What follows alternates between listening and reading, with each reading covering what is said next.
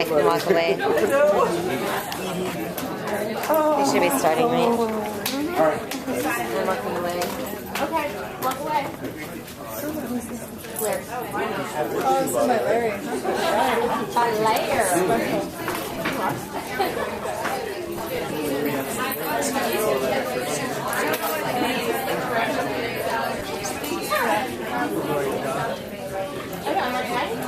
Yes. It's going to be closer to 3:30.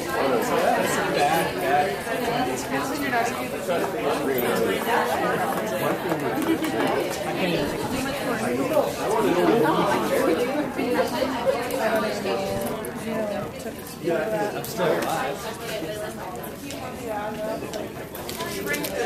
Yes.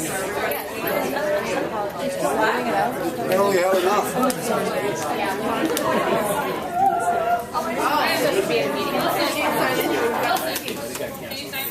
Yeah. Hello. How are you? Oh, I think that's our only Hi, how are you? You're Bitterman trap. You know? You're Bitterman trap.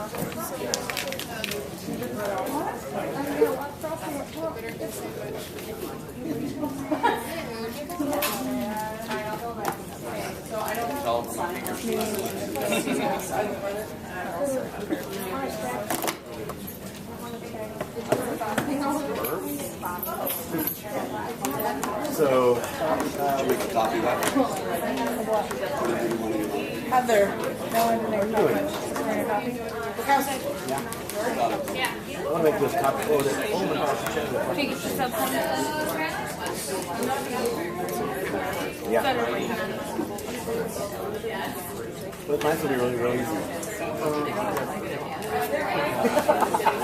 I gotta get the questions. I have them hand out questions. I said, really chatty. And give them the book.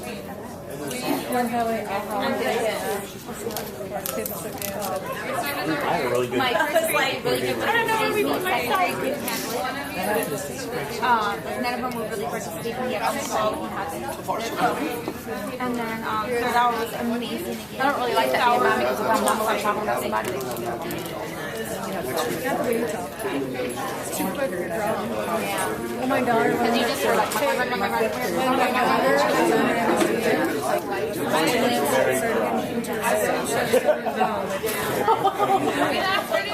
Like things speed up and she's still tight until the medicine. It was amazing.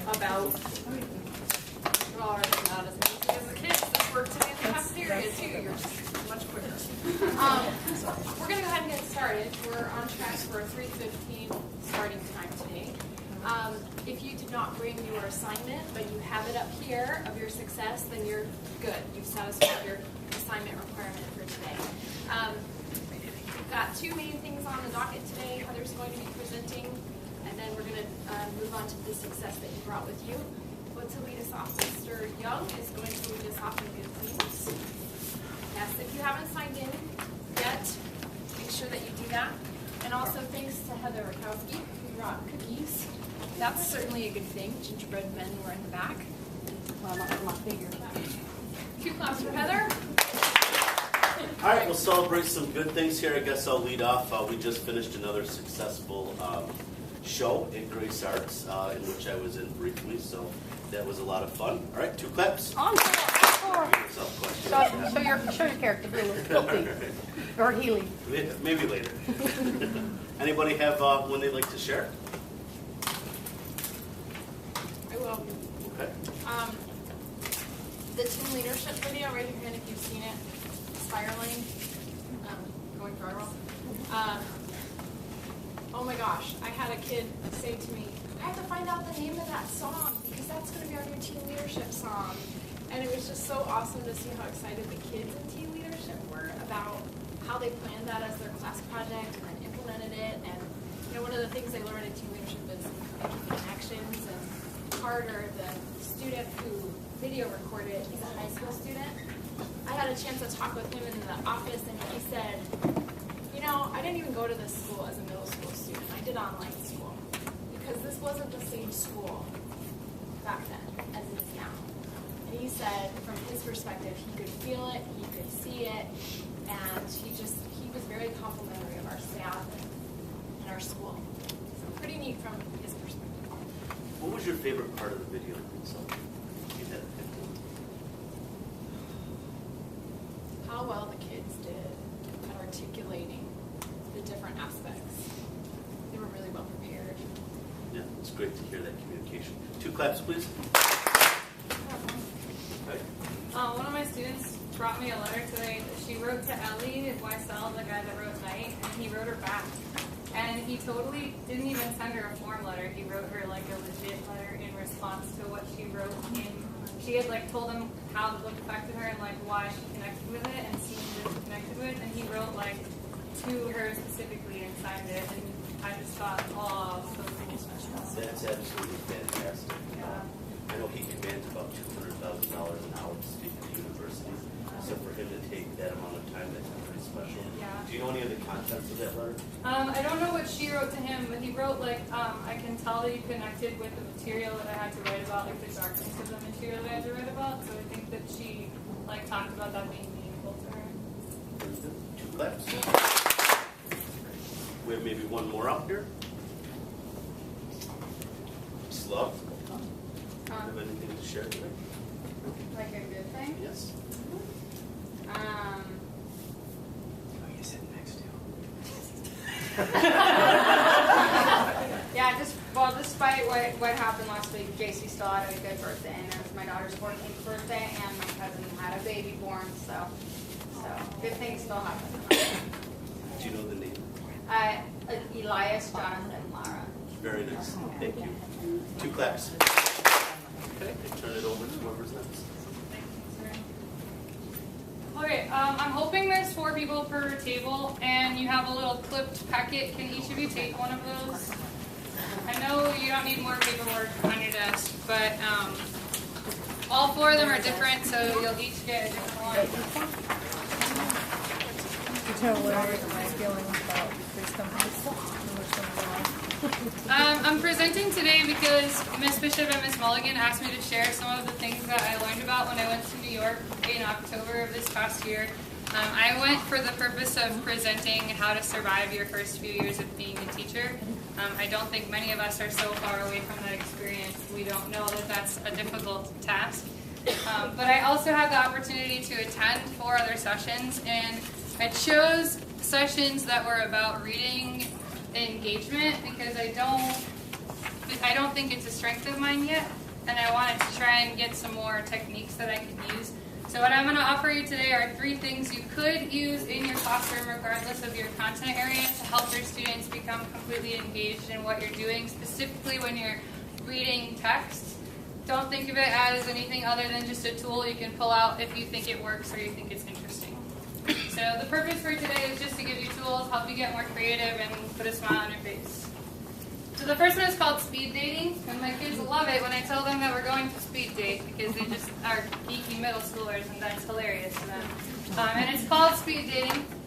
You can use it for 2 basic reasons, either to preview material ahead of time or to review material that you've been learning or have learned as like a comprehension check. And I'm going to try and show you how both of those work, the preview and then also the review. So we're going to start with a social studies example, and we're going to be previewing the Vietnam War. And the specifics of this, I would want my students to think about how perspective on history changes history, so how your viewpoint on a subject changes the way that you think about that subject. So each student would be taking one particular perspective and analyzing that in depth, but then they would be gathering from the people that they're speed dating all the other perspectives. So it gives you opportunity to basically teach them 4 or 5 things in the time it takes to teach 1.5 things. So it's a speedy kind of process. So for today we're going to do it. We're going to try it. And you have an article on the next page, on the back of the first page. Your article is different from the other 3 people at your table. I would like for you to read that article however you choose to read it. You might be the kind of person who needs to underline. You might be a speed reader. That's fine, either way. And then I want you to complete the boxes that were on that very first page. If I was teaching this to my 8th graders, they would have to complete the whole first page. I don't want you to be here for an hour and 15 minutes, so I'd like you to complete the summary box and the perspective box. If you want to star those right now, that way you know the summary box and the perspective box. Anybody have questions before we give you some reading time? Okay, let's take about 4 or 5 minutes to read and then answer those questions.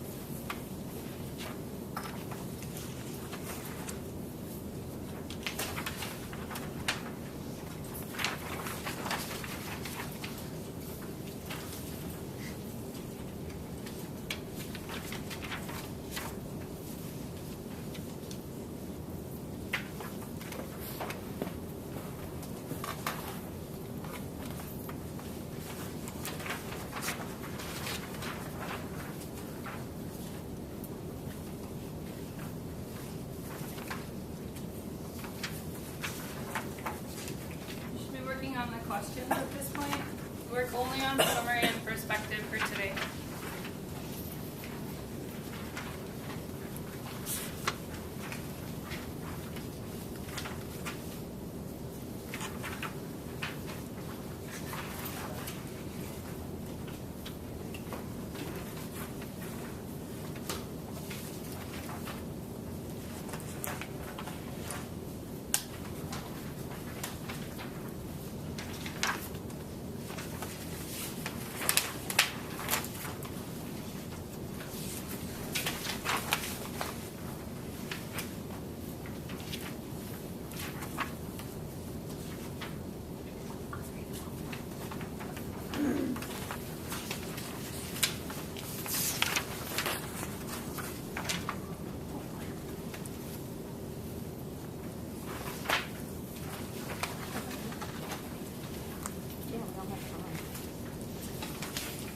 It's right on the top page, though.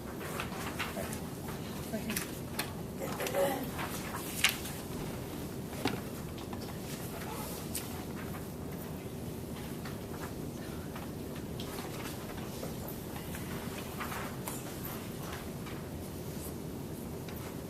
Let's do about 30 more seconds.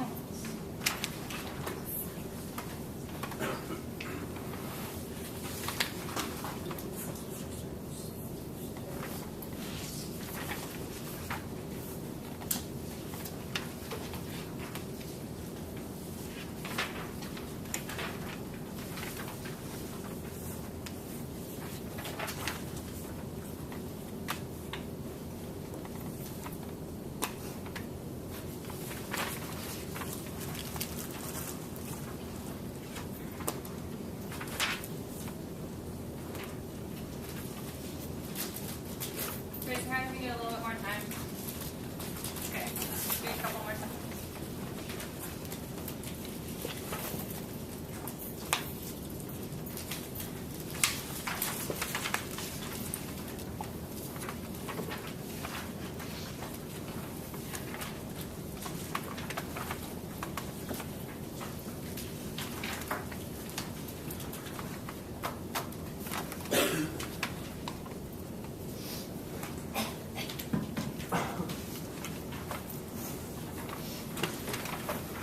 Alright, and if you could put your pens down for me for now.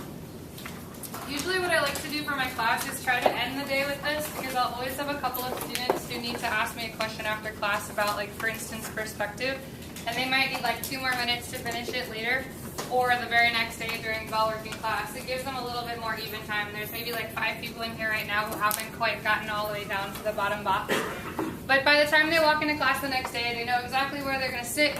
And then I usually take them out in the hallway. You can also use the back of your classroom depending on like where you are in school and whether there's a lot of classes going on. And I put them across from each other, so they really are like speed dating each other. And then they have to speak and they have to listen. And I tell them they're cheating if they just hand their paper over. The point of speed dating is to encourage them to use the vocabulary now that you're trying to talk about. So like the perspective of my article is, and the author of my article is, and the title of my article is, as opposed to just like, here's the paper, copy what I wrote. So if you go to the next page after your article, you will see your speed dating sheet. And I'm going to ask you to speed date the people at the table with you. So you can work in pairs, or you can have one person speak at a time. You guys decide that. But you need to ask your partners who their author and title are, and then what they have today just for their perspective of that article. Don't worry about the summary, that will take too long. So ask them for the title and article title and author, and then ask them for their perspective. Any questions before we start this? Okay, so date away. Love each other. Go ahead. Want me to start?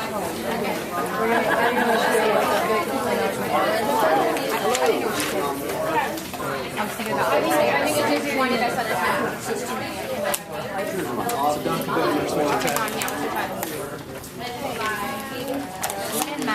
More lingering. Article title. That's supposed to be minutes.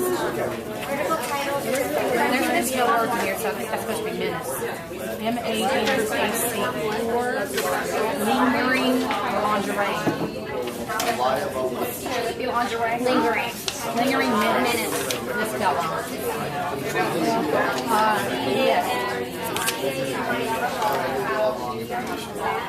Well, you need more? We need to know your perspective. You're supposed to do perspective. It's up there. Like, was it written by an American or a Vietnamese? Oh, Heather. What's up? The author is involved firsthand. Perspective. I don't know. I didn't finish my reading. So mine is I was gonna say. Well, who's it about? I guess America is just about who we are. Who's it? I don't know who wrote it. I just want to say this. I like this. This is good. But this would be good. Like one of our objectives is writing summaries. It could be an objective. Summary first. say 3 cents a check, where we make sure we do how it your fault. So this is good. This is good.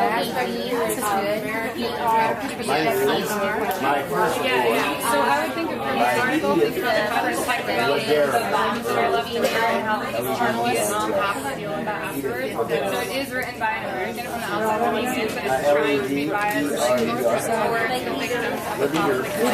So that we're not going to be like American people. It's not like saying like we probably be a power wars like the American line that is negative affecting Well, she's spelling her sentence. They all end at the same. I just went off the question of the perspective. Yes. We could also like right, we could also say, like executives code from really good. what's going on in the DMC. Good question.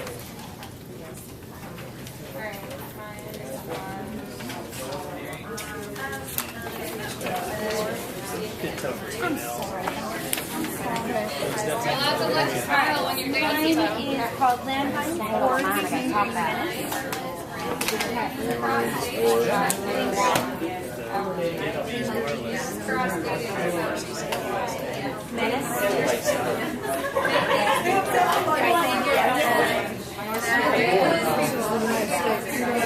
So this was talking about the levy over consequences of Vietnam, about the landmines that are preventing the Vietnamese families from going out and buying their fields. Talking about the massive devastation today. Talks about Agent Orange, Agent Orange is still being there, it's still affecting generation after generation after generation. And then the article after Quoting Facts goes into the perspective about humanitarian private aid And last person should be speaking. increase education and awareness of Vietnamese people and people in the world about landmines and how to take care of those landmines, trying to prevent war rather than something like that. Perspective as an outsider in a organization, peace, trees, Confronting the Okay, the perspective for me was definitely American racist male. He was American that turned the soldier. So North Vietnam, I would believe he was definitely more for the North, where he's communist. He went to college and out of having to go into the war because he was a teacher in the inner city. But he was ended up dying in the Vietnamese War, and for whatever reason, joined. Knowing this, the side effect was that this actually was told in the perspectives of the North Group. Okay, take about 30 more seconds. the whole thing was about And they are actually discussing two big objectives on how to keep the U.S. in. And their slogan is peace and neutrality. They don't think very much. Oh, yeah.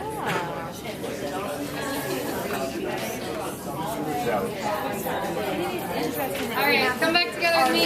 And Lamas. Sorry, timeout. That's what we do. I forgot. Thank you. Okay, so you can kind of see there were some boxes that we left blank because of time constraints. But this is a really flexible type of tool. Depends on what you want the students to focus on. So a lot of times I focus on vocabulary if it's a preview activity like this. I want them to start identifying what words they don't know, like demilitarized or landmine, so that we can get at those words. And I like to focus on stuff that's difficult for them, like perspective, because it might have been impossible for one of the 4 people at your table to figure out perspective, but they got 3 other people's who wasn't so impossible for, and by the time we finish this unit, they'll understand that. So I like to be able to make it flexible. You can change the questions that you ask them on the very first page, and then you can make them more specific when they speed date each other. What do you want them to talk about? Like I said, this is kind of what it looks like in my room. I take them out in the hallway, and I usually just line them up 1, 2, 3, 4, 1, 2, 3, 4, 1, 2, 3, 4, 1, 2, 3, 4 across from each other, and then just one row moves down one person, they speed date. One row moves down one person, and they speed date. And we just do it in the hallway, and I apologize to Mr. Andrew the next day for talking so much, okay? In my classroom recently, I came back from 5 days away, and I've never been away for that long, and I never, ever, ever want to make sub-plans for being away that long. Sorry, maternity leave people. Wow, I don't even know. So these students had to read Act 1 of Anne Frank, and I don't even think they knew who Anne Frank was when I walked back in the classroom. So I sat them down, and each student was given 2 to 4 pages, depending on the size of my class. So my 36-person class, they only had to do like 2 pages each. My 24-person class had to do like 4 pages each.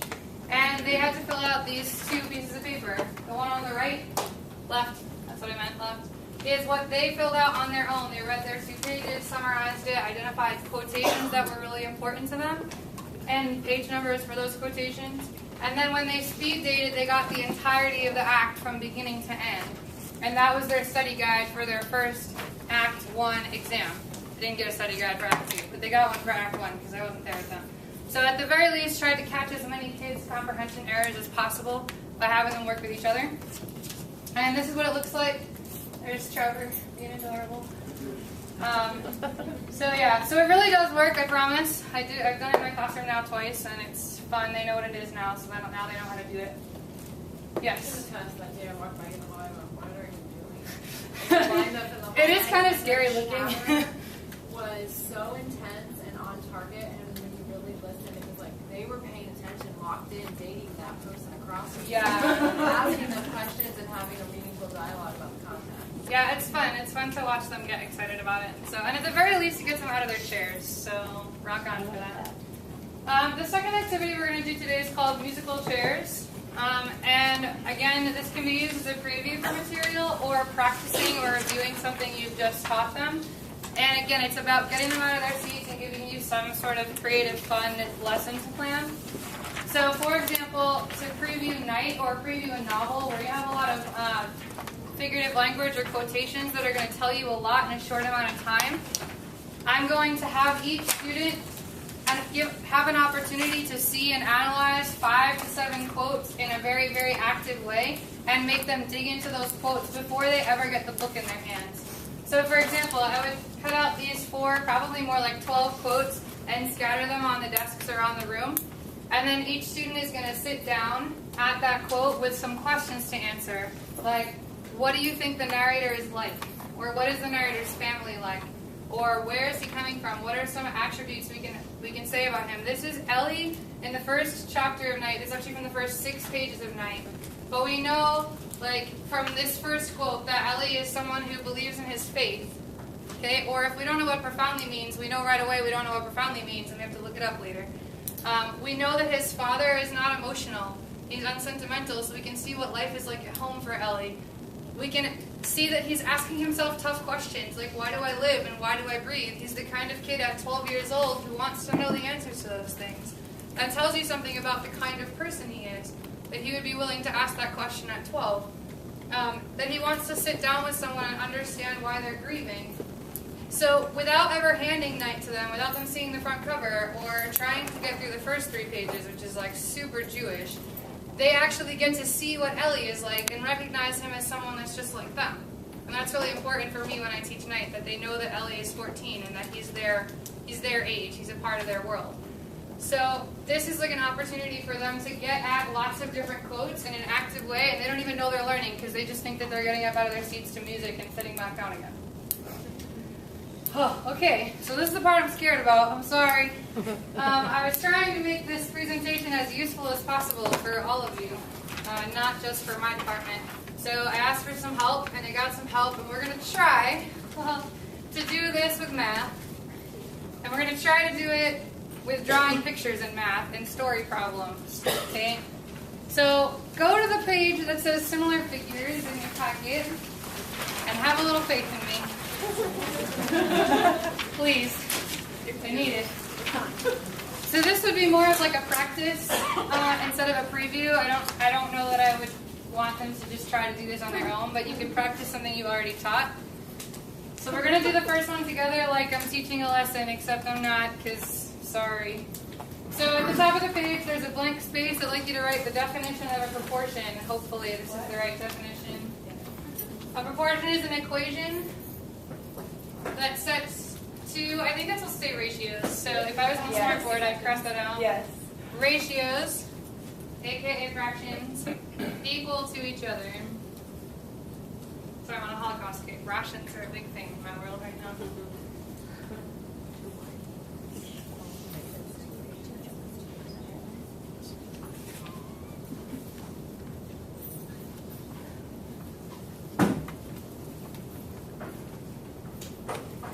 And in math, the story problems for proportions sometimes look like this. A 6-foot-tall tent standing next to a cardboard box casts a 9-foot shadow. If the cardboard box casts a shadow that is 6 feet long, then how tall is it? I don't know. So we're going to draw some pictures.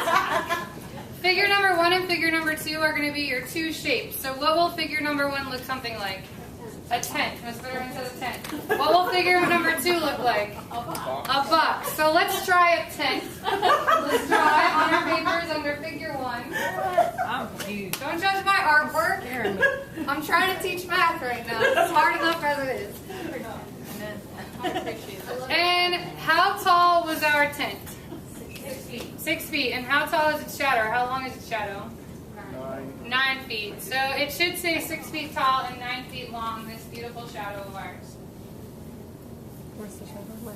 Oh, it's coming out this way. Now I was reminded that the 9-footer thing needs to be near the shadow. The shadow is on the ground, right? Because shadows don't get to walk away from us unless they're Disney movies. So the 9-foot part has to be down here by the shadow. Okay? And then we need to draw figure number 2, which is a box. Miss Lee told me that. And how long is our shadow's box?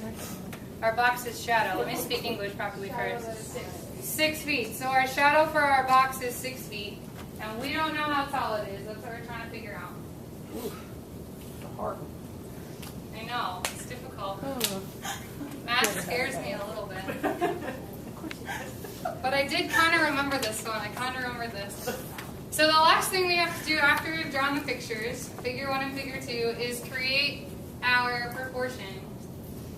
And I don't know how math teachers magically make this happen, but you're going to take this part over here and put it on top of that part, which means you're also going to put this part on top of that part. Mary Jo did not hire me to teach algebra. Just saying. So it looks like that when you're done, okay?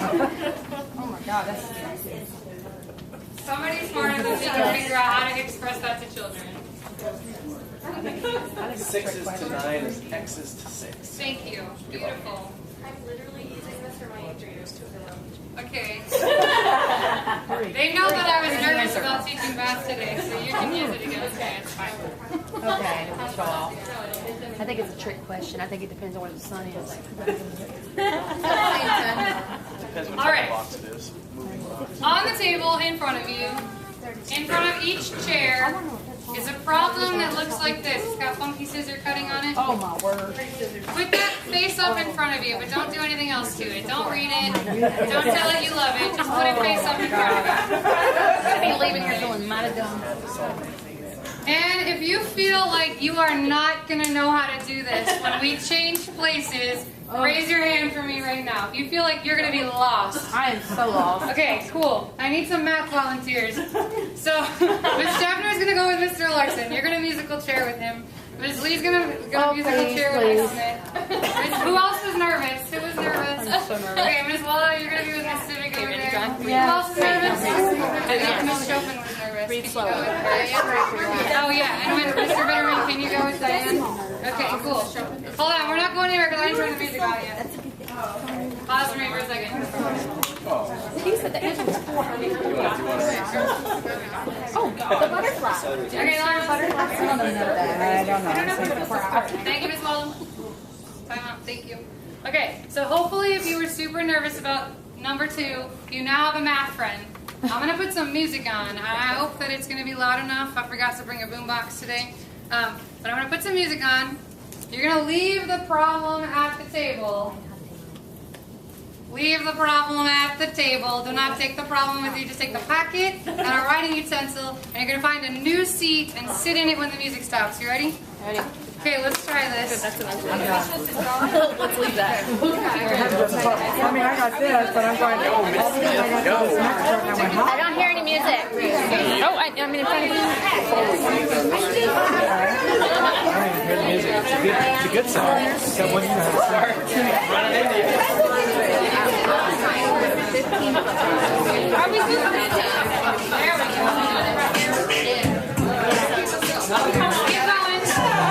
Keep going. Keep going. Okay, go. Here. Hi.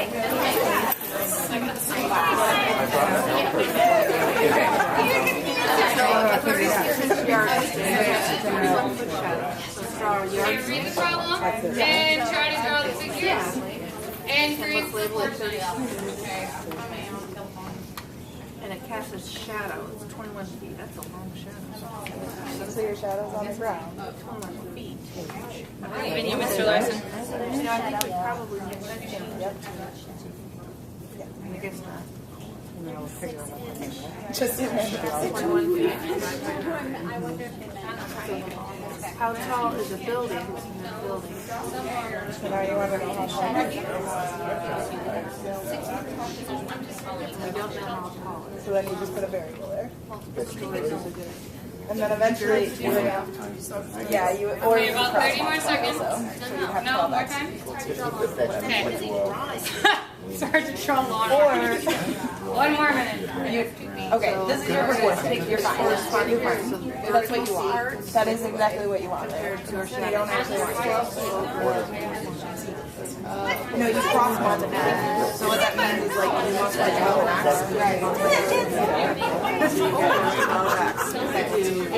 I understand. Are you serious? We came up with this. I'm an adult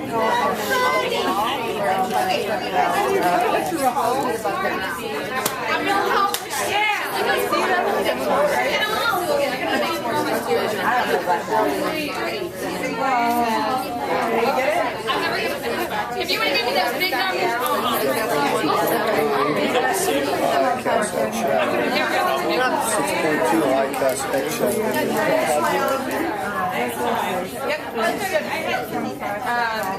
you would have drawn the other picture there, but yeah, good. 0.5. That's your proportion. I don't know how to say to put the numbers in the right order. I think you would have to maybe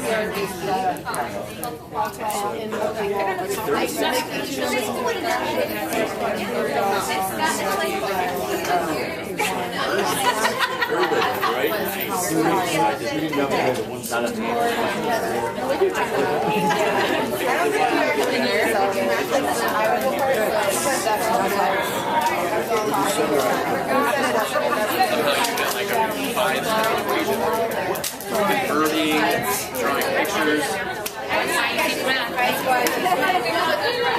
Okay, 5, 3, 2, 1, Mama. Okay, we're gonna move a couple more times. So I'm gonna put music on. Keep walking until the music stops. You ready? Leave the problems. Go.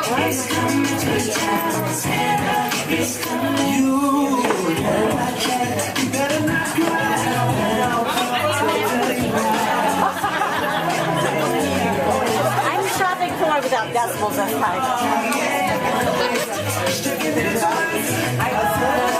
Oh, we're supposed to keep walking.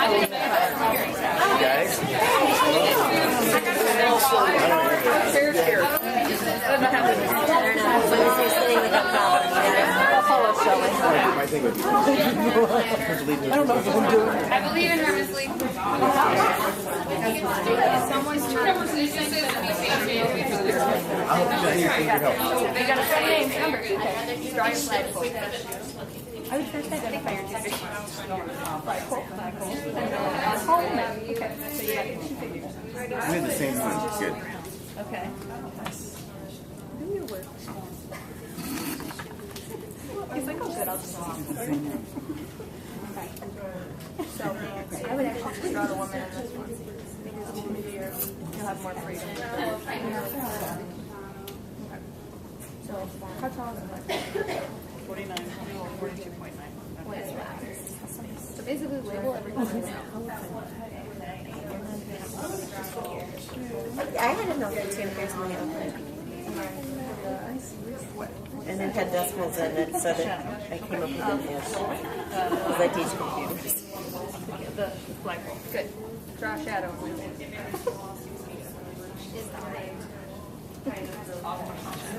So this just goes on the ground. I want to know how to do that next to me. 153.1. Katie. The label. Okay, so draw your woman. I know. It's hard. Okay, so what's Shadow. Her shadow half. Because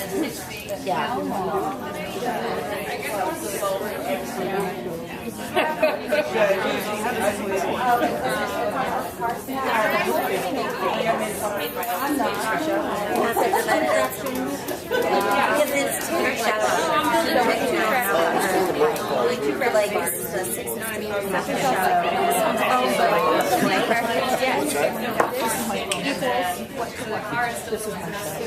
Okay.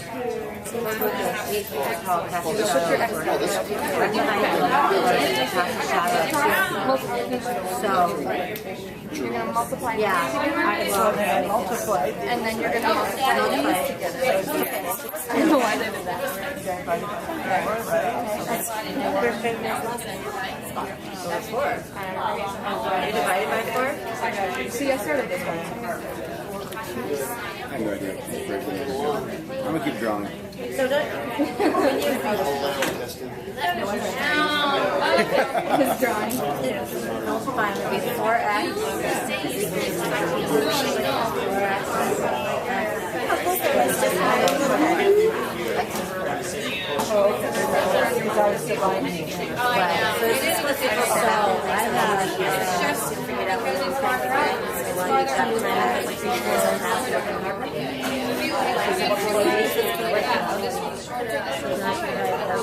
Yeah, but it doesn't say anything about the right, but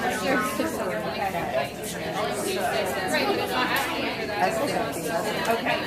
So they landed at the same place. So this Yeah, so this is a proportional measure. I know. 82.9. I like that I have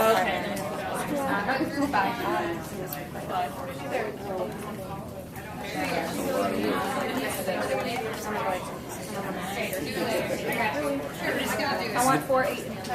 This is the point where I just start checking out. Yeah, pretty much anything. A little tiny packet. Sure, but you don't have to. I just did like quotes and questions. Anything like that. Alright, we're gonna move one more time and you're gonna do one more problem. Are you ready?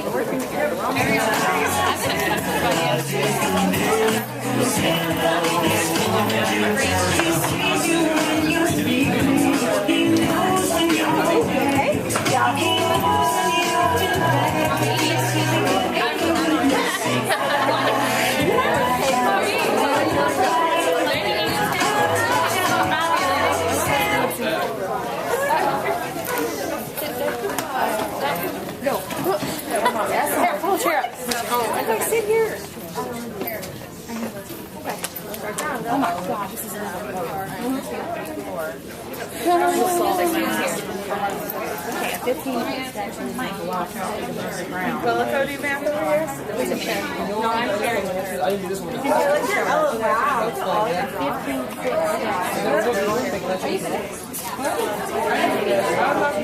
So the thing is, I was drawing all like this, and then I said I was supposed to draw all like this.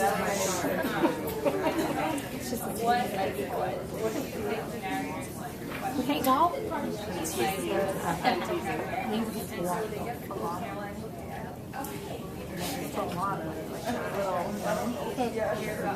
Oh no. We'll say that. We'll say that. So it's the same wall. This one's like short both cars. Yeah. So it's 12. Yeah. Me too. I'm really good at that. But it doesn't give you how long it would be. How long what would be the shadow? I know. Oh wait, I learned how to do this. Hold on. 12. Over 15 equals 29. That's over 8. Well, now it's not that. Oh, I got it. Let me teach you how to do it. Yeah, go on. 12 over 15 equals 8. Sorry. I don't know how to do this. I did this one. I'm like,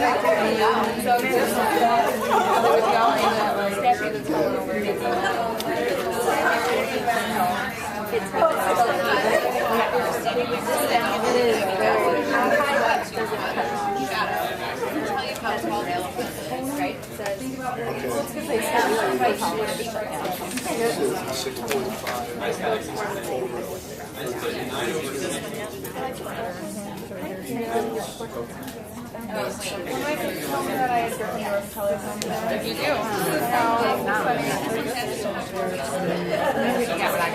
Are you okay now? That thing's on my car. But it's okay. It's gonna be fine. It's gonna be fine. Some of them don't make sense because they don't say. Remember we were talking about the angle thing? They don't say like these two things are at the same angle. Or, like, you know what I mean? So he's like, well, what if the angle changes? I'm like, well, yeah, you're right. But you need to say that. It's 0.6. What? Say that.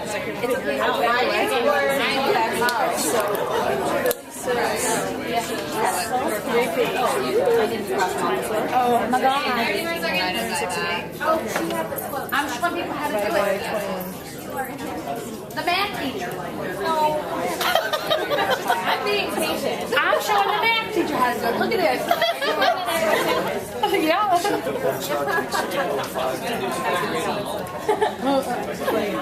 There you go.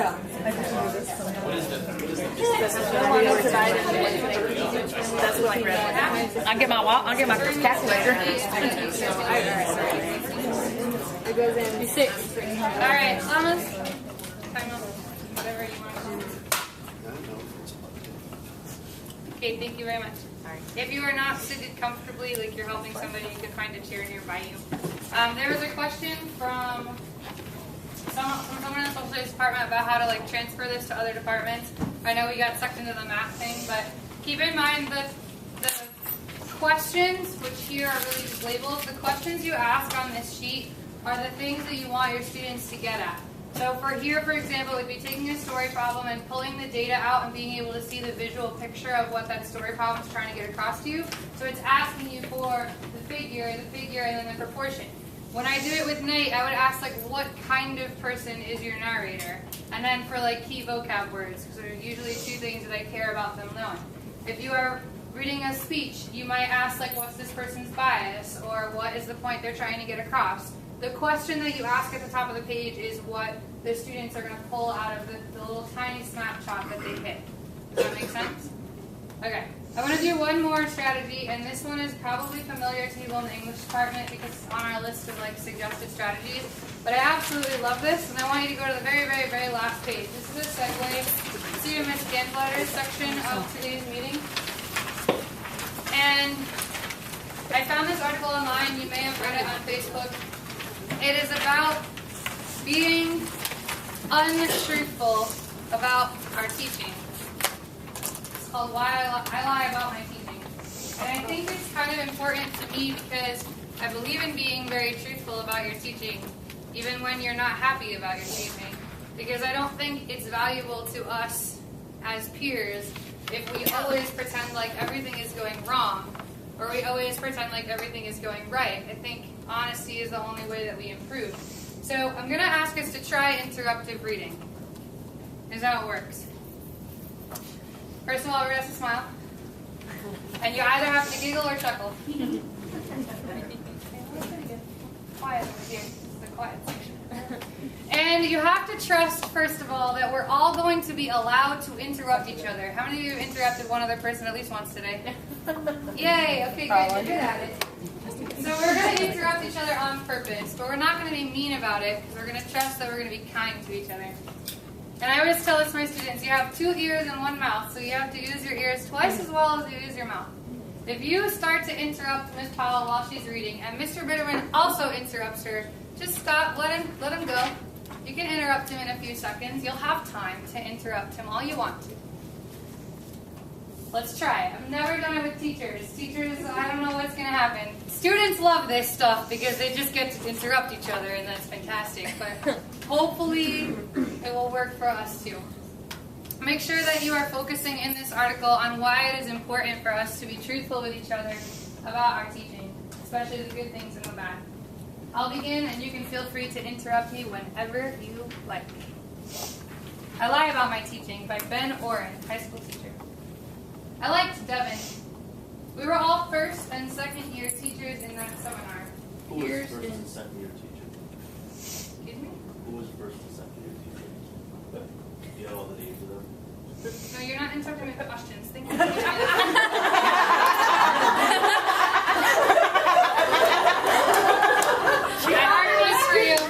I love Mr. Young. This is why I'm playing with Mr. Young.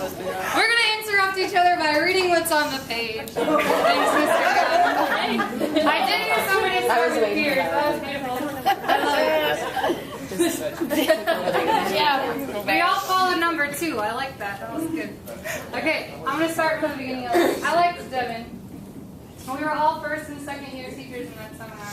Peers in theory, but my colleague Devin struck me as a cut above. I'd gripe about a classroom problem without judgment or rebuke.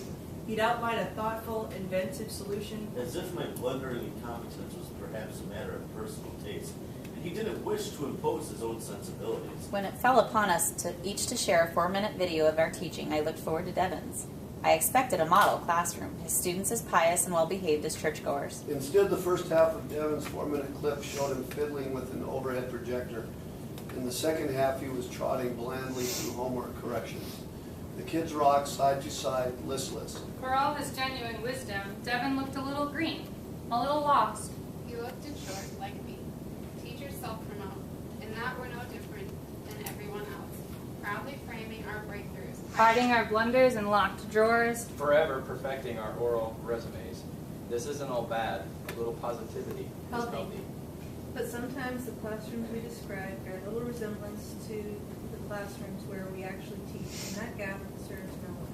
Any honest discussion between teachers must begin with the understanding that each of us mingles the good with the bad.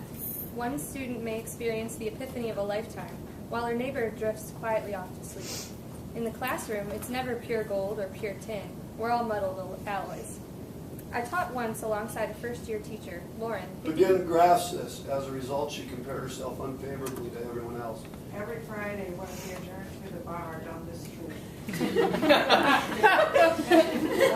For all flaws. Meticulously documenting her mistakes for us, castigating herself to no end. The kids liked her. The teachers liked her. From what I'd seen, she taught as well as any first year could. But she saw her own shortcomings too vividly and couldn't help reporting them to anyone who'd listen. She was fired 3 months into the year. You talk enough dirt about yourself and people will start to believe it. Omission is the nature of storytelling. Describing a complex space like a classroom requires a certain amount of simplification. Most of us prefer to leave out the failures, the mishaps, the wrong turns. Some perhaps as a defensive posture do the opposite. Instead of overlooking their flaws and miscues, they dwell in them as Lauren did. The result is that 2 classes equally well taught may come across like wine and vinegar, depending on how their stories are told. I'm as guilty as anyone of distorting my teaching. When talking to other teachers, I often play up the progressive elements, student-led discussions, creative projects, guided discovery activities.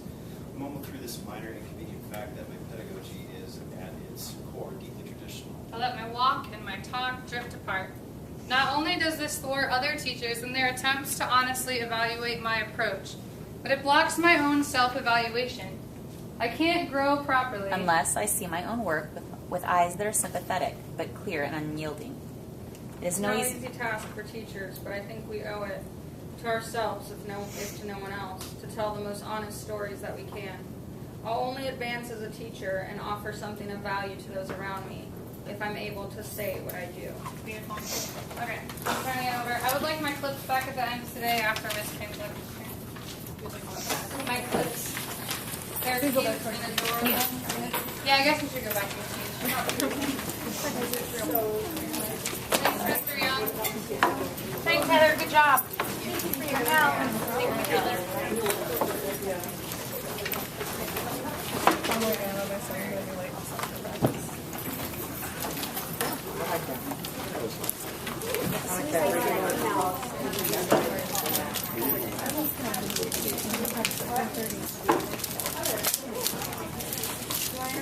Okay, Heather's piece transitions perfectly into what we're going to do today is something called the Success Analysis Protocol.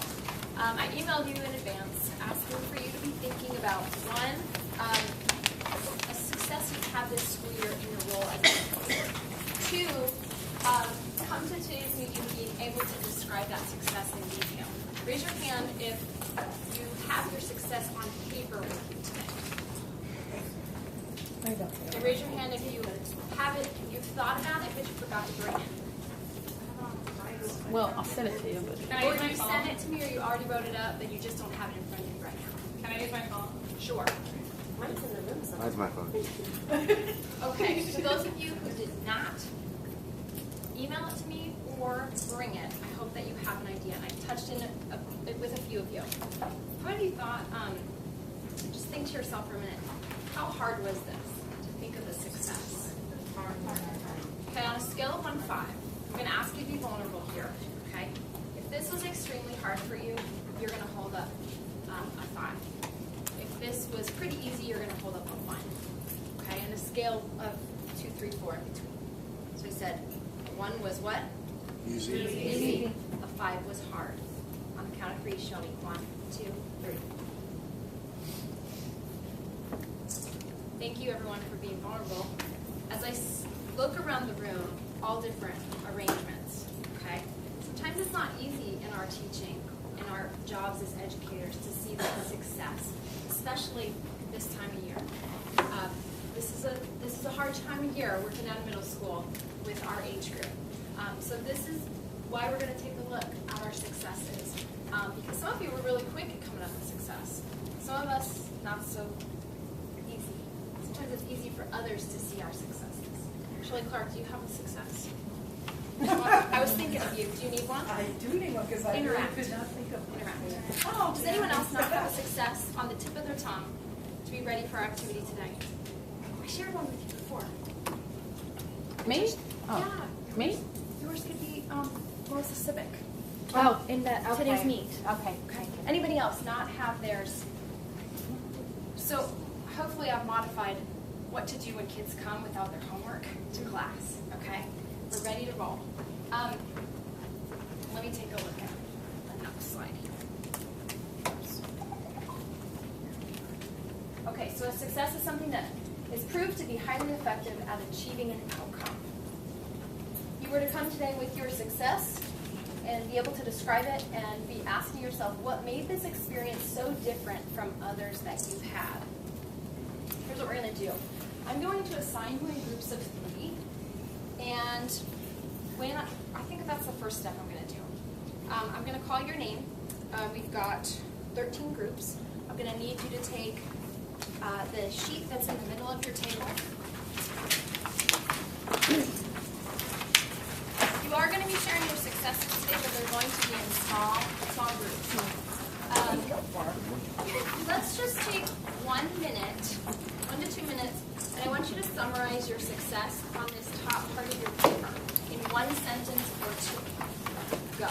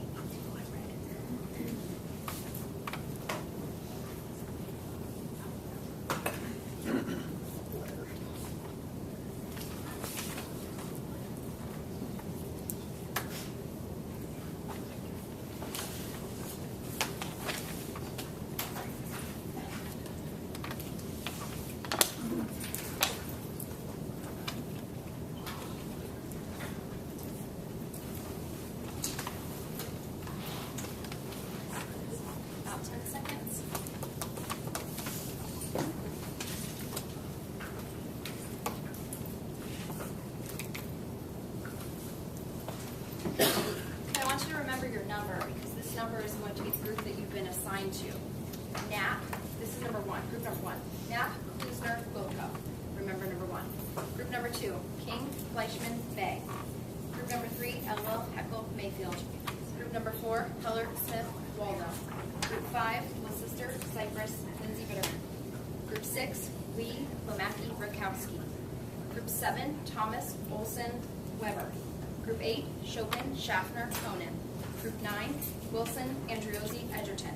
Group 10, E. Bitterman, Henkel, Love. Group 11, Powell, Harris, Young. Group 12, Kimberly, Larson, Clark.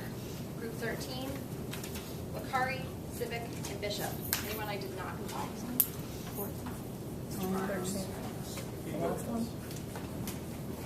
Mr. Thank you, but I think what I'm going to do is put you in group 13.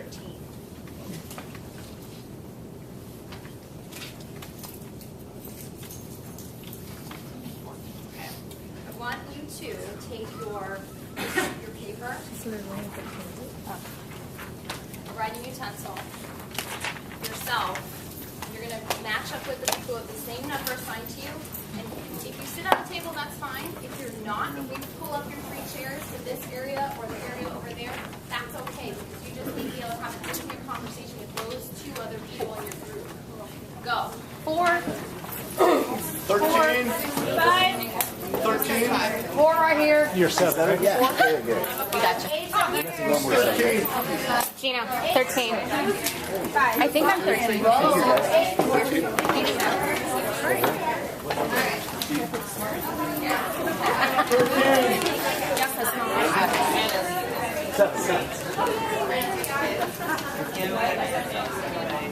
Lance, Gino's 13. Gino, you guys are 13? Yeah. I'm 13, yep. Thank you. You're welcome.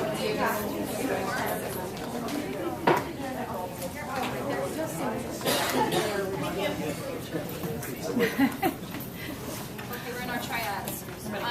Quickly count around. This ID is going to be person number 1, person 2, and person 3. What? 2. One. Okay. 3. Okay, the first thing I want to tell you today, we're going to do a lot of listening. We're going to do some speaking. When it's your turn to talk, you're going to talk. When it's not, you're going to be listening. And you're going to use the bottom half of this sheet to record your thoughts, okay? Each person in the triad is going to be given a turn to be the presenter. When it's your turn to present, you have the floor in your group to speak about your success. During that time, the other 2 group members are going to record notes for the first person who speaks in their group, okay?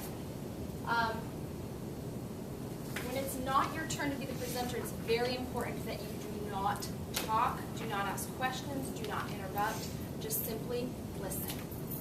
Oftentimes in this profession, we're going so fast, we don't always have time to listen, okay? Remember, the purpose of this is to celebrate our successes, so at no time should any comments today be used to critique someone's success. Everybody values their own success from their perspective, so no critiquing. Okay, we're not here to critique, was that a good success, was that not a good success? We're simply here to celebrate each other's successes. And hopefully by doing this, you're going to learn some ideas from one another that maybe you'll take back into your classroom. Okay, so number 1, the first presenter is going to go. I'm going to use the timer a lot for this. They're going to share their success, explain why they brought that to the group, why it was positive. If you finish speaking before the timer goes off, I want you to sit in silence. No crosstalk, no discussion across your table. Any questions so far? Person number 1, you're our first presenter. How many minutes? 4 to 5. I'm going to go with 5 this first round. What's that, Nisa? That's for one of us, or all 3 of us will have a turn? Okay, let me give you the whole overview of the protocol. The first presenter, person number 1, is going to go. They're going to have about 5 minutes. At the end of that 5 minutes, the room's going to be silent. We're going to go on to clarifying questions. That's where the 2 other group members are going to be able to ask yes or no questions to the presenter. Clarifying questions are not infusing any kind of suggestion. The person should be able to answer them quickly, yes or no. If they delay, then it's probably infusing suggestion, and that's probably not a clarifying question. Okay, so you really want to be sensitive to that clarifying question. From there, the group is going to have a chance to reflect back what they heard from the presenter. And then the presenter is going to share back with the group. Okay, lots of reflective listening. I'll guide you through the whole thing, okay? After we've done the first presenter, presenter number 2 is going to go. And we're going to do the same thing, but then you're going to be taking notes in column 2. Is this making sense? Yes. Making sense? I'll help you. I'll help you. Right now, all you need to know is person 1, the presenter. It's their turn to share their success. Tell us why it was a success, what you learned from it, what was different about this experience versus other like it you've had. Questions? Ready? Remember when you're done, no crosstalk, and just sit and listen. Go. Okay, so this year I had a student who was extremely so my success has been at the school level and had a really difficult time learning to be able to and kind of respond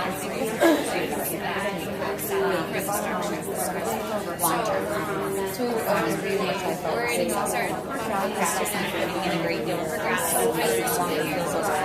And I feel like now we had like a strong feeling of so worried and concerned about secondhand still working on very seriously. I think being in like special education was right. Like have such a wide variety of levels, behavior levels, but the student really kind of took it to the next level. Just knowing how to handle it because I could see this like experience is different. I saw this so many challenges but I feel like he wasn't buying into it. Like he didn't really want to teaching me and I feel like the activities that I was trying to do were kind of buying into. So that was like a huge then like the second week I remember explain to her challenges of working with the students and how I can No idea. I was still doing the experience. he was having trouble in his other classes as well. So when I was with his family, he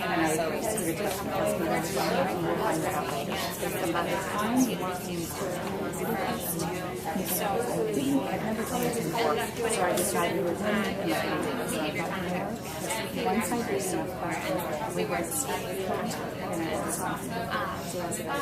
I'm happy to report that now he's doing better in posture. He finally really buys all my tests and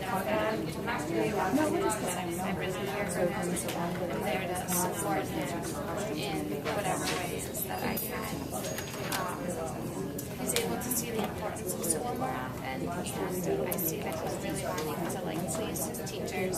He's making positive steps with the peers he's hanging out with, and he's making positive directions in himself and wanting to better himself.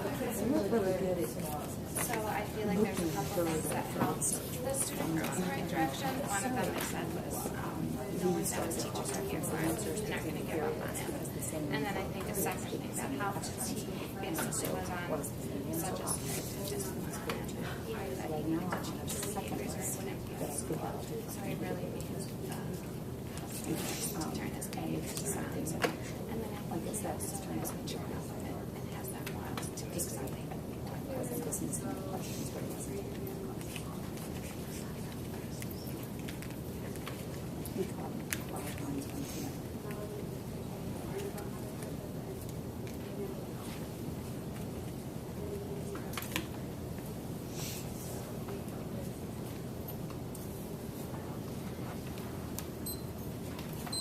Now, the group has 1 minute. I'm going to modify these time frames so that we're honoring each other's time tonight.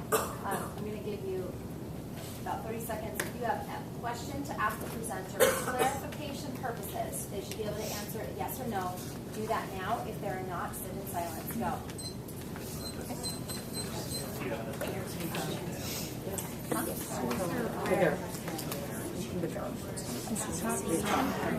So there's always Harder to teach. I have another set from lessons. There's not as much as on it.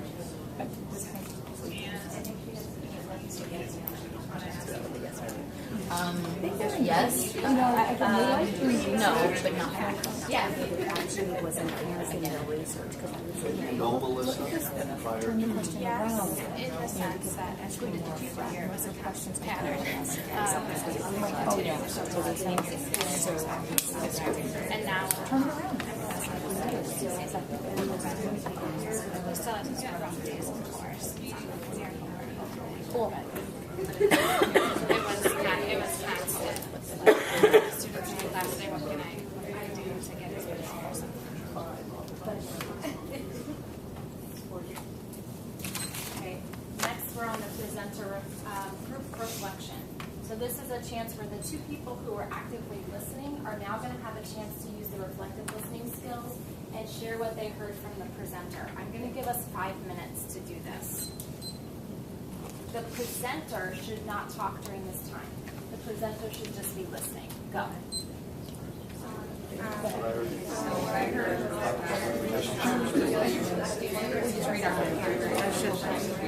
What did you hear? Planning's faster than you're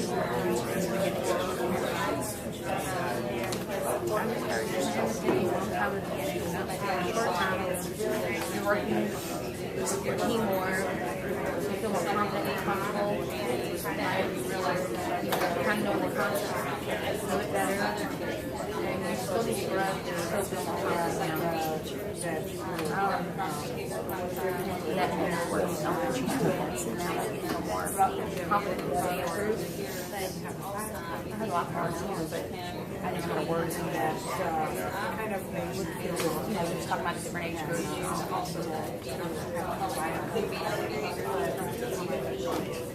Interesting. When I went to college, I was really on the first 2 sports because I didn't think I could do middle school. And my very first job was 6th grade, and I loved it. And that's where I was. So, so I know that the difference like you had. What a difference. They don't get it. Okay, the next step.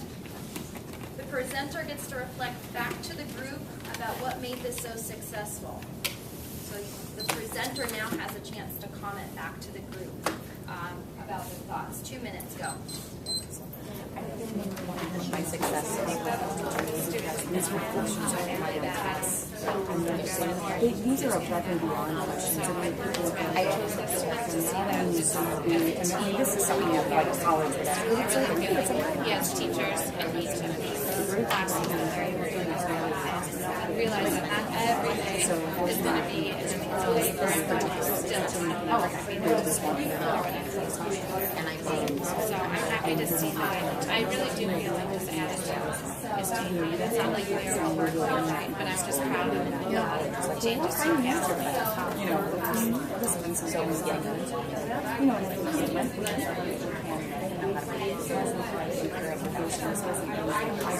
didn't know necessarily things that are often beyond.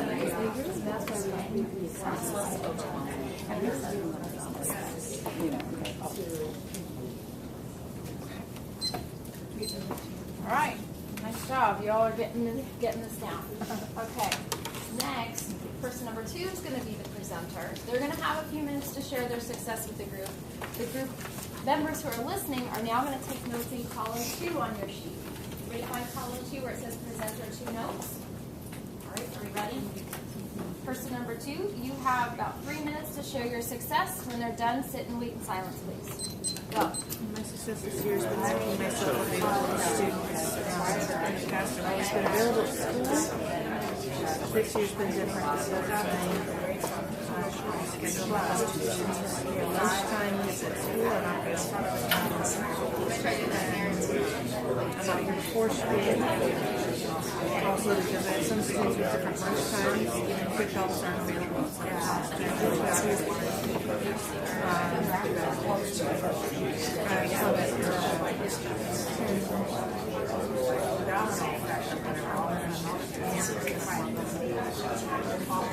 tried my best to be available still because of the limitations. I've had to find other ways for students to see self-cover.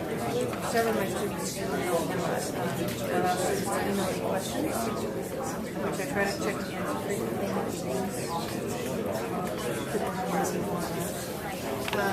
And I also allow students to iMessage or FaceTime me if we have an Apple product. My school email is my contact information. To give out the students are able to reach me more easily than in the past. For that reason. So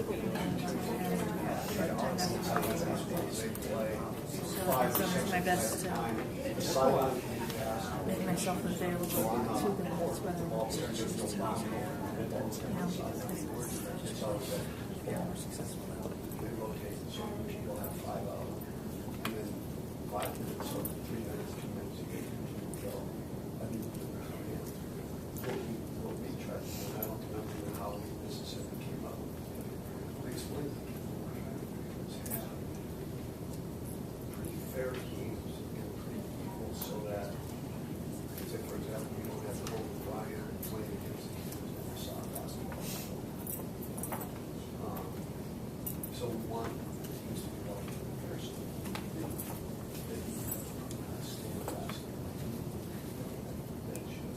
And you're going to have Sheriff in class or somebody else who comes with the top players in kind of this person.